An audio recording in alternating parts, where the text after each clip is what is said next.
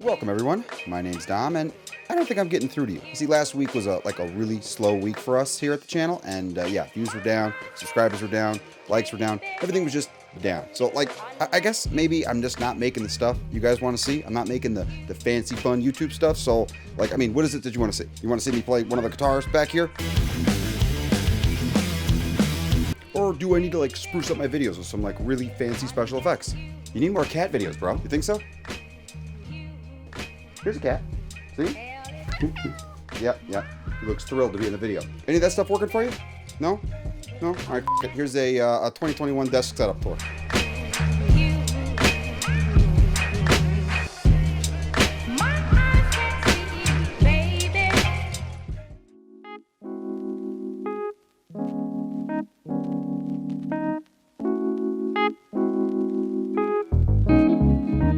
Alright, if we're going to do a desk setup tour, we got to get a couple things out of the way. Now, I know a lot of you folk know I use a Mac. Used to be a PC gamer, used to have an epic, awesome PC gaming setup, and I will definitely throw some of that footage into this video. But before we get to that, we need to talk about this desk. So, starting things off is the Piece de Resistance, the 2019 27-inch 5K iMac. It is a fully loaded, fully specced out iMac, although I did not pay the Apple tax on the RAM or the solid state drive. It has 32 gigs of memory right now, but you can upgrade that later. There's no point paying twice as much for memory. Granted, it does support 128 gigs, but that's like $600 because of all the Bitcoin miners and all that other shit.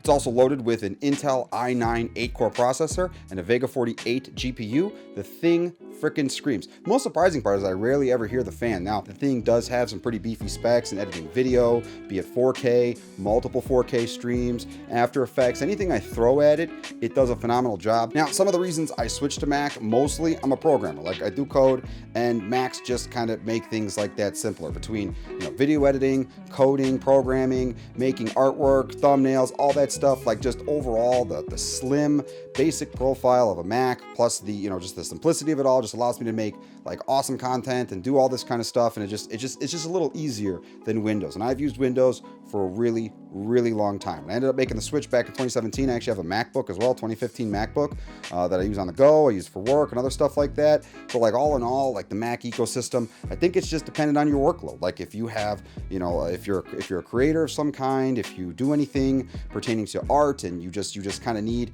or if you don't even have a lot of space, if you don't have a lot of space on your desk, like this one, I have a lot of space. I like a big wide open desk. I think it's called the Gurton. It is an awesome desk. It's got natural wood. You see the wood grain. It does soak up hand oils and stuff and sweat and stuff like that, so you got to be careful. It's a little porous, but it's solid wood and it's big, and I like a big wide desk. Nice big wide open surface. You want to get all up in that. And then to get this ambient glow that I got going on back here, yeah, that is the Philips Hue LED light strip. I can do, I can make it any color I want. It's voice activated with Siri. Watch this. Hey Siri, desk lighting red. Coming right up. It's as simple as that. On either side of the Mac itself, I have the Audio Engine A5 Plus bookshelf speakers. I've had these speakers for years. They were even in my original setup from a long time ago. They are excellent speakers. They're loud, good mids, great highs, and they're accompanied by the Audio Engine S8 subwoofer. Fantastic lows, a little pricey for the specs, but it complements everything well, and that is all hooked up to the Mac via an Audio Engine D1 DAC. That's a digital to analog converter. It's a nice little addition. You end up getting a bunch of signal noise and stuff like that if you use a standard DAC out of a PC or a laptop or anything like that. All the electrical signals running around inside the case, so you just pass that over USB, you get that out of the machine, and then you have your little device there on the desk. You plug your headphones into it so you can get the advantages of having an external DAC to your favorite pair of headphones, and it's just easier. It's just really convenient. It's a great product. It's about $100 at the time when I bought it. You probably find it for a little less now. I definitely recommend one of those if you're big in audio. To the left of the setup here, I have this Samsung wireless Qi charger. I ended up getting a bunch of these on sale on Amazon for I don't know, $25 a really long time ago. They normally go 50, 60, 70, I've seen them in that range. You can find them on sale often, and with everything kind of going wireless Qi charging, especially with all the rumors that future iPhones are going to be, you know, portless, no more lightning port. They're just going to be only wireless charging. Yeah, those things are awesome to have around, especially on your desk. You can probably, you know, prop it up on an angle like that. You know, some of the accessories I got these ducks. You see them in the B-roll for a lot of my footage all the time. There is a big surprise that's pertaining to those ducks. I promise. I'm going to explain those ducks one day, and that will happen at 1,000 subscribers in the 1,000 subscriber special. So if you like this, definitely consider subscribing below. Let's get there. We're going to get there. It's going to be awesome. I am so excited. I can't wait. And thank you to all who have subscribed so far. I really appreciate it. Underneath the desk is a drawer. It's just a random ass drawer that I found online somewhere years ago. It has moved from multiple desks over the years. It is a nice little add-on. I recommend it if you get any kind of basic desktop like this one from IKEA or one of your favorite, you know, office supply stores. You can just attach one of these on, and it's just nice to have that convenient storage. And again, you could put it wherever you want, because you just, you know, it's like mounting screws. You could literally just, like, if you want it off to the side, if you want it out of the way, whatever.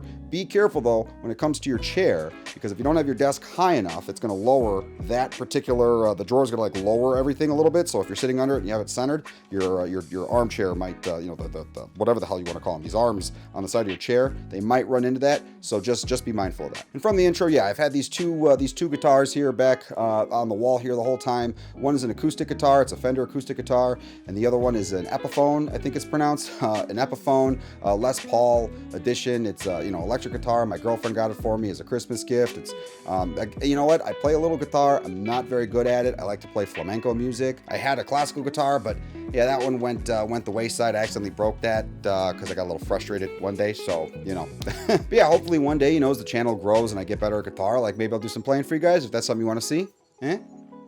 Throw a like on it if you want to see that. And I mean, for the most part, that's the desk. It's fairly uneventful, but you know what? It's minimal, it's simplistic, and I find myself to be incredibly efficient working with this particular setup. Now, a long time ago, I had an epic desk setup, and I am going to go ahead and include some of that footage here.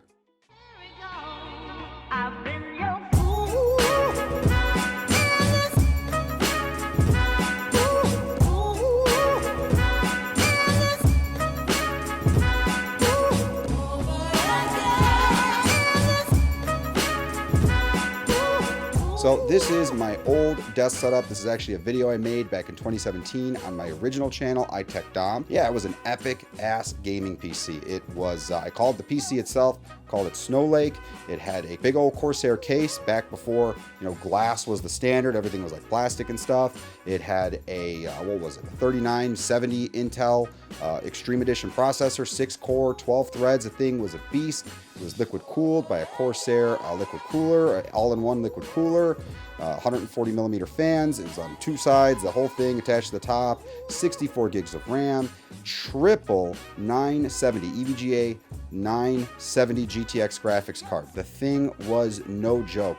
And all of this was powered by a 1,000-watt Corsair power supply. It has since died. I ended up putting the computer in storage, and when I pulled it out to see if there was a couple files on there that I wanted to get, yeah, the power supply just, it failed. I don't know what happened to it. Maybe sitting that long, just, yeah, it didn't work out well. And to top it all off, I had 4 500 gig Intel SSDs that were configured in 2 RAID 0 arrays. I had one for Windows and applications and programming, and then the other set was used for gaming. And while I do miss PC gaming a bit, like, I'm not gonna lie, you know, over the years, I worked in IT. I've worked in IT for a long time. Now I do a lot more programming, but back in the day, you know, I was an IT admin. I was doing that kind of work, and you know, Windows can be temperamental, and so the last thing I wanted to do after doing that stuff all day and working with Windows machines was to come home and debug my own Windows machine.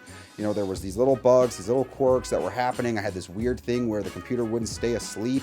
It would just, even, you know, it would go asleep, and then 4 minutes later it would turn back on. I checked out all the different, I Googled for hours and hours and hours, and I just could not figure out why that was happening and why, like, why it would turn back on. It was just between that, it wouldn't reset properly, just weird things that just never made any sense. And that stuff eventually just drove me crazy. And I found that console gaming, I could just turn on the console and just start playing, and it was just that simple. Like, yeah, I lost, you know, the fun of tinkering and upgrading and modifying. You know, your PC, your gaming PC is a lot like a car. You know, to us gamers out there, you know, you get to, you know, you go on your desk, you're modifying, you're tweaking, your screwdrivers, your tools, your this, your that. that. You cut your hands up on some sharp stuff. It's an awesome experience. But at the end of the day, it just didn't work out for me. It was just one of those things I didn't want to spend my time doing all the time. So I ended up switching to console gaming full time. And you know what? Like, I'm happy with it. And for those people who love PC gaming, it's not a bash against you. I just kind of wanted to explain like why I kind of got out of the PC gaming space. Well, yeah, guys, that about concludes my my tour. I got a 2017 tour from a long time ago and a modern 2021 tour. So I hope you guys enjoyed it. Please consider throwing a like on the video if you did. Absolutely consider subscribing. Get us close to that 1,000. We're getting there. We're gonna get there. We're gonna get there one day. I promise. Throw a comment down below. Let me know about your gaming setup or your PC setup or your desk setup. If you have a video for it, I'd love to see it. So like I said, throw it down in the comments below. I'm doing a new thing. Please consider sharing the video. It helps out a ton. And as always, talk to you soon.